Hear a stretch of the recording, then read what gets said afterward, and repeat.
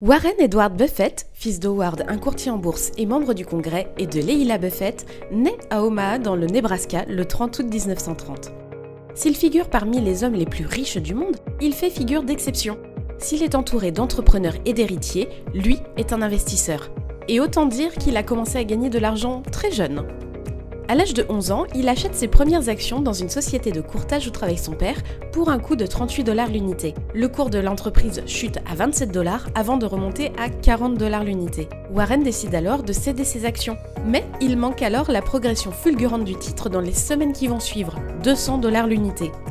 Ce fut sa première leçon sur le manque à gagner lié à une sortie prématurée d'un bon investissement. En 1943, à l'âge de 13 ans, il déclare à un ami qu'il sera millionnaire à 30 ans, sinon il sautera du plus haut immeuble d'Omaha. Il s'exécute donc et trouve son premier emploi dans la même année où il écrit quelques cotations d'actions au tableau noir dans la société de courtage de son père. Selon Forbes, toujours à 13 ans, il livre des journaux et fait sa première déclaration d'impôt en déduisant fiscalement en tant que frais professionnels sa bicyclette à hauteur de 35 $. En 1945, à l'âge de 14 ans, Warren gagne jusqu'à 175 $ par mois en livrant le journal The Washington Post et investit 1 200 $ de ses économies dans 40 acres de terres agricoles loués à des fermiers. Son patrimoine s'élève ainsi de 0 à plus de 1 200 $ en 1945. En 1947, il investit avec un ami dans un flipper usagé pour 25 $. Sentant le potentiel de cette machine, il la place près de la boutique d'un coiffeur. Les mois suivants, 3 autres machines sont achetées et positionnées à différents endroits de la ville. Ce business est revendu dans l'année à un vétéran de la dernière guerre pour la bagatelle de 1 200 $. Son patrimoine s'élève alors entre 5 000 et 7 500 $. Par ailleurs, son travail de livreur de journaux lui a permis d'engranger près de 5 000 $. Malgré cela, son père lui demande de suivre des études universitaires, ce qui ne lui plaît pas trop. Il s'inscrit cependant à la Wharton School of Finance and Commerce de Pennsylvanie. En 1949, Warren a 19 ans et est transféré à l'université du Nebraska car il déteste la Wharton School, où il considère avoir plus de connaissances que ses professeurs. On lui propose de travailler chez JCPenney's, mais il refuse. Son patrimoine, quant à lui, grandit et se trouve à plus de 9 800 $. En 1950, à 20 ans, Warren candidate à la Harvard Business School. Il est recalé. Il se rabat donc sur la Columbia Business School après avoir appris que de célèbres analystes financiers y enseignaient. Un an plus tard, en 1951, Warren fréquente les cours de B. Graham où il étudie aux côtés d'autres investisseurs de valeur, c'est-à-dire des investisseurs qui achètent des entreprises qu'ils jugent sous-valorisées. Dans ce cours de B. Graham, il est le seul à avoir reçu la note maximale de A+. Apprenant que son professeur fait partie du conseil d'administration de la société d'assurance GEICO, il décide un samedi de prendre le train pour Washington DC et frappe à la porte du siège social. Il rencontre alors le vice-président, Lorimer Davidson, pendant 4 heures et il l'interroge sur son activité d'assureur. Toujours en 1951, il acquiert 10 282 $ d'actions de GEICO et obtient son diplôme, un master d'économie. Il veut travailler à Wall Street, mais en est dissuadé par ses proches. Il essuie aussi un refus de Graham, qui ne veut pas l'embaucher, même sans lui verser de salaire. Il retourne donc à Omaha et investit dans une petite station Texaco, mais travaille en parallèle comme agent de change avec son père et assiste à des conférences de Dale Carnegie, ainsi qu'à des cours du soir sur les principes d'investissement avec des étudiants qui ont 2 fois son âge. Son patrimoine à cette date est de 20 000 $, constitué pour moitié d'actions de GEICO. En 1952, Warren se marie à Susan Thompson. Ils louent leur premier appartement, 65 $ par mois, et ont leur premier enfant, Susan Alice. En 1954, à l'âge de 24 ans, Graham rappelle Warren. Il l'embauche à la Graham Newman Corp pour un salaire de 12 000 $ par an. À l'heure actuelle, compte tenu de l'inflation, cela représente 112 000 $. Il y apprendra les règles strictes de Graham en matière d'investissement. Warren et Susan ont également leur deuxième enfant. En 1956, Graham part en retraite, ce qui arrête son association avec Warren. De retour à Omaha, il crée sa première société, Buffett Associates Limited, où 7 membres de sa famille et des amis investissent 105 000 $, tandis que Warren n'y investit que 100 $. Il est désormais son propre patron et ne travaillera plus jamais pour quelqu'un d'autre. Au cours de l'année, il ouvre 2 autres partenariats d'investissement, c'est-à-dire des co-entreprises où il s'associe avec d'autres pour gérer de l'argent qui leur est confié. Son patrimoine s'élève alors à plus de 140 000 $. En 1956, à 26 ans, Warren et Susan attendent leur 3e enfant. Warren achète une maison avec 5 chambres pour un coût de 31 500 $. Il ajoute également 2 nouveaux partenariats d'investissement à sa collection et gère ses 5 fonds depuis son domicile. En 1958, Warren est à la fin de la 3e année d'exercice de ses premiers fonds et a doublé la mise initiale des investisseurs. Il possède son 6e fonds en 1959. En 1960, Warren demande à un de ses associés, un médecin, de trouver 10 autres docteurs enclins à investir 10 000 $ chacun. Ce sont finalement 11 docteurs qui rejoignent le fonds d'investissement de Buffett. Il a désormais 7 partenariats ou fonds: Buffett Associates, Buffett Fund, Daisy, MD, Glenhoff, Mabeuf et Underwood. En 1961, à l'âge de 31 ans, avec des partenariats valant plus de 1 million $, Warren réalise son premier investissement industriel d'1 million $ dans une minoterie industrielle Dempster. Son patrimoine dépasse alors les 1 million $. En janvier 1962, les différents partenariats de Buffett sont valorisés 7 178 500 $, dont plus de 1 025 000 $ appartiennent en nom propre à l'investisseur. L'ensemble des fonds sous sa direction sont alors regroupés en un seul, Buffett Partnership Limited. Au cours de cette même année, Warren passe quelques semaines à New York avec sa femme Suzy. Il s'agit surtout de lever des fonds auprès de vieilles connaissances. Et à son retour, son partenariat compte quelques associés de plus et des centaines de milliers de dollars supplémentaires. C'est que l'investissement minimal ou ticket d'entrée est porté de 25 000 à 100 000 $. Buffett consulte Charlie Munger, un investisseur très réputé sur le sort de la société Dempster achetée l'année précédente. Celui-ci lui recommande Harry Bottle, un patron qui réduit les coûts, diminue les effectifs et rend l'entreprise à nouveau rentable. Buffett découvre aussi une société industrielle spécialisée dans le textile, Berkshire Hathaway. Cotée à 7,60 $ par action, il commence à en acheter des parts. En 1963, à 33 ans, Buffett revend Dempster 3 fois son prix initial. Sans véritable valeur à l'origine, cette société s'est construit un portefeuille de titres valorisés de 2 millions de $ durant la période de détention 1961-1963. Le Buffett Partnership Limited devient le premier actionnaire de Berkshire Hathaway. L'entrée massive au capital de la société se fait au prix de 14,86 $ l'action, alors que la trésorerie représente déjà plus de 19 $ par titre. En 1964, en raison d'une fraude fiscale, les actions d'American Express chutent à 35 $. Buffett achète en masse les titres bradés. Le père de Warren, Howard Buffett, décède le 30 avril 1964. En 1965, à 35 ans, après une rencontre avec Walt Disney en personne, Buffett commence à acheter les titres de la compagnie Walt Disney. 4 millions de $, soit 5% de la société, sont investis. Les titres American Express, acquis l'année précédente, sont revendus au double de leur prix d'achat. Et, lors d'une réunion du conseil d'administration de Berkshire Hathaway, Warren Buffett prend le contrôle de l'entité et nomme un nouveau président chargé de la diriger pour lui, Ken Chase. En 1966, l'investissement personnel de Warren dans le partenariat, et donc son patrimoine, s'élève à 6,85 millions de $. Le fonds est fermé à la souscription, c'est-à-dire qu'il n'accueille plus de nouveaux investisseurs.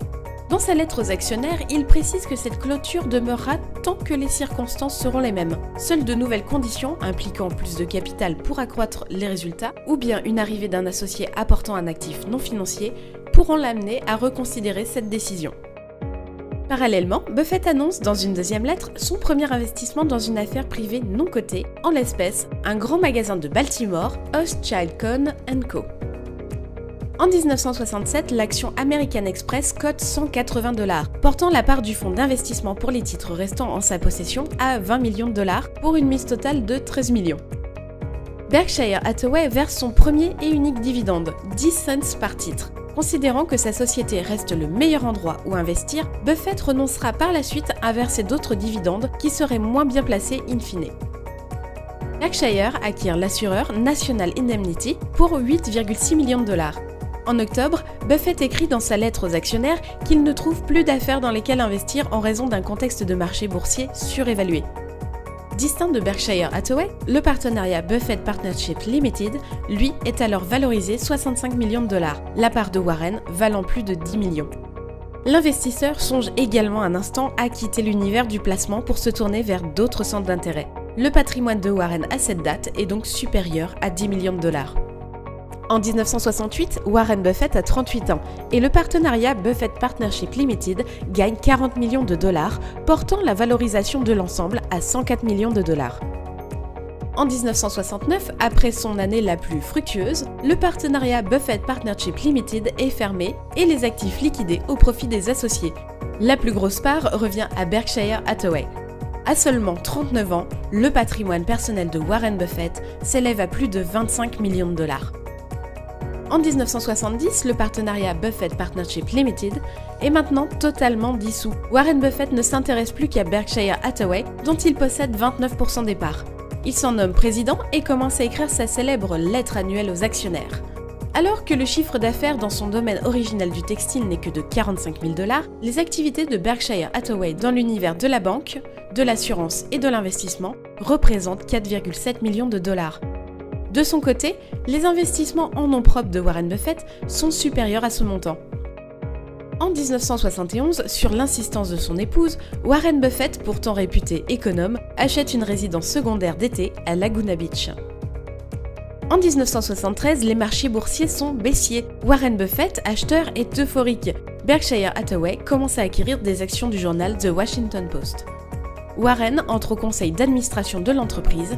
Il devient également un ami proche de sa présidente, Katharine Meyer Graham.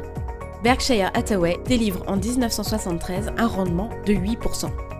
En 1974, à 44 ans, en raison de la poursuite du marché baissier initié l'année précédente, en raison du choc pétrolier, la valeur du portefeuille de Berkshire Hathaway chute. La fortune personnelle de Warren Buffett est divisée par 2, soit 17,5 millions de dollars. La même année, la SEC ouvre une enquête formelle sur Warren et un possible conflit d'intérêts dans une des acquisitions-fusions de Berkshire Hathaway. Il n'en sort finalement rien. En 1977, Berkshire Hathaway achète indirectement le journal Buffalo Evening News pour 32,5 millions de dollars. Un journal rival lancera plus tard des charges anti-monopole. Son épouse Suzanne abandonne la vie conjugale sans pour autant divorcer officiellement. Warren est abasourdi. En 1979, Berkshire Hathaway se négocie à 290 $ par action. La fortune personnelle de Warren Buffett, qui a alors 49 ans, est de 140 millions de dollars. Pour autant, il se contente d'un maigre salaire de 50 000 $ par an. Berkshire Hathaway commence à acquérir des actions d'ABC. En 1981, Warren Buffett et Charlie Munger fondent le plan Berkshire Charitable Contribution, permettant à chaque actionnaire de faire un don d'une partie de ses profits à l'œuvre charitable de son choix. En 1983, Berkshire Hathaway entame l'année avec une valorisation de 775 $ par action pour finir à 1310 $ par action et un portefeuille de titres de 1,3 milliard de dollars. Le patrimoine de Warren Buffett atteint alors 620 millions de dollars, le plaçant pour la première fois parmi le classement Forbes 400. Au cours de cette année, Buffett achète Nebraska Furniture Mart pour 60 millions de dollars. Ce sera un de ses meilleurs investissements. En 1985, à 55 ans, Warren Buffett arrête finalement les activités textiles historiques mais peu rentables de Berkshire Hathaway après des années de soutien. Il refuse d'en imposer le coût aux actionnaires. Buffett participe aussi à la fusion entre les sociétés ABC et Cap Cities. Il doit alors abandonner son poste au conseil d'administration du Washington Post, la législation fédérale cherchant à prévenir tout conflit d'intérêts. Le président de Berkshire Hathaway achète Scott & Fetzer, aujourd'hui Scott Fetzer Company, pour 315 millions de dollars. Cette société filiale exerce des activités diverses, production des aspirateurs Kirby ou encore vente de la World Book Encyclopedia.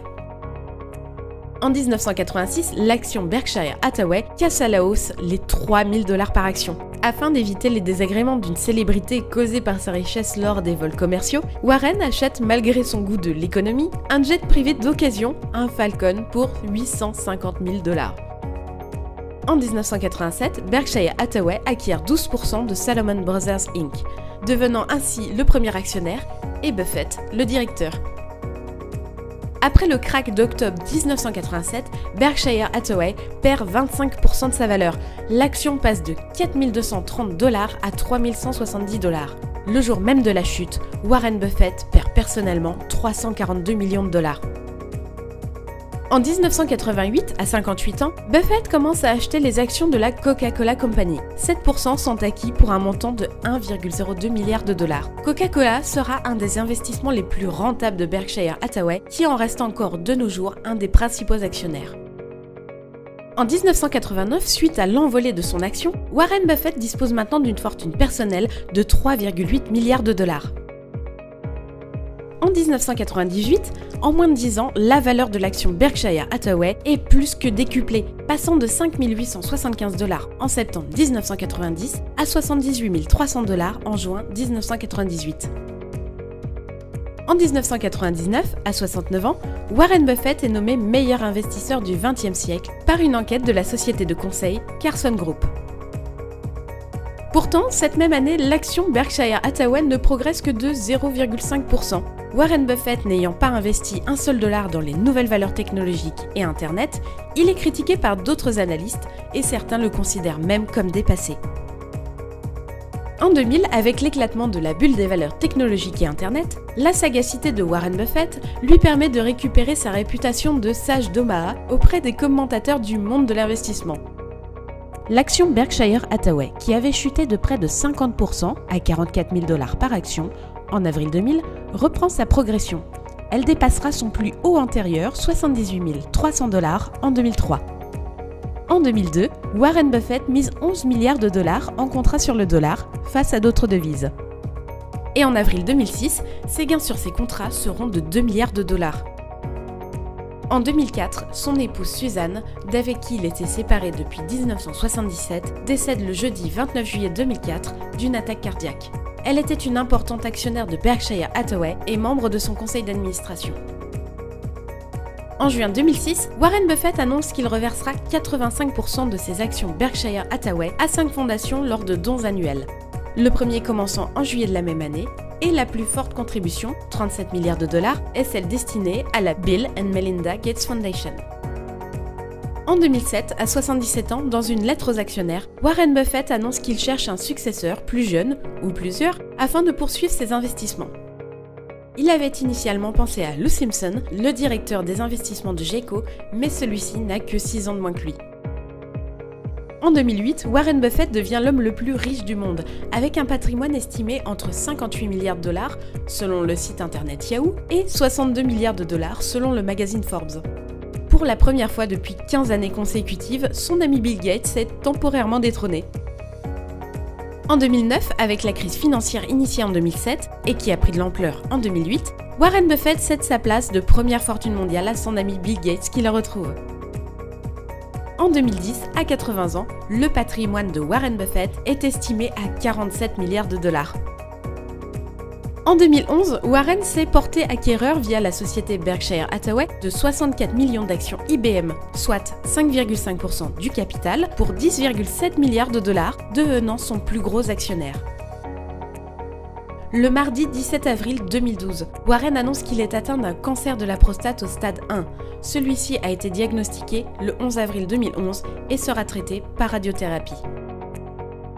En 2014, à 84 ans, Warren Buffett rachète le 13 novembre les piles Duracell pour 4,7 milliards de dollars au géant américain Procter & Gamble et son patrimoine personnel est estimé à 73,8 milliards de dollars.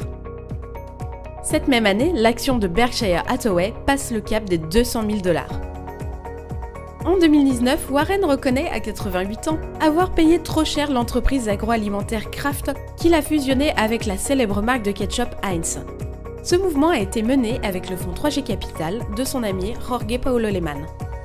Cependant, les produits alimentaires vendus par l'entreprise, souvent très transformés, séduisent de moins en moins le marché et l'action de l'entreprise vaut en mars 2019 2 fois moins qu'au moment de sa création. Le 22 février de cette même année, il a même affiché une perte journalière de 4 milliards de dollars suite aux mauvais résultats de la firme.